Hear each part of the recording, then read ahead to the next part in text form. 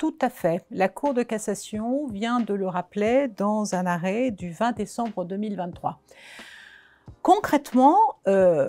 lorsqu'on a une activité syndicale, on est protégé en tant que salarié, donc, de toutes les sanctions, ou les licenciements, toutes les mesures qui pourraient être prises parce qu'on a une activité syndicale.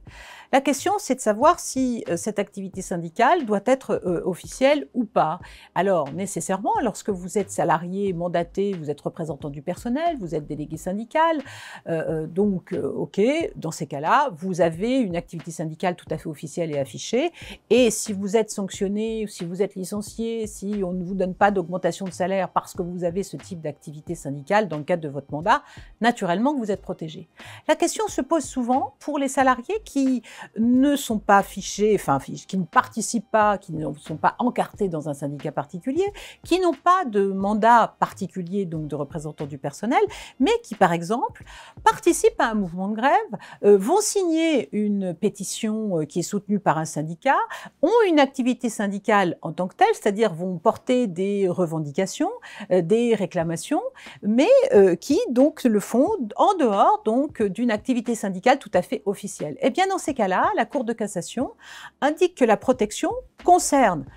pas le mandat, mais concerne l'activité syndicale en tant que telle. Donc, si vous organisez, en dehors de tout mandat, par exemple, un courrier pétition parce que vous vous plaignez de vos conditions de travail et que vous souhaitez que ces conditions soient rétablies, il n'y a pas de représentant du personnel dans votre entreprise, etc.,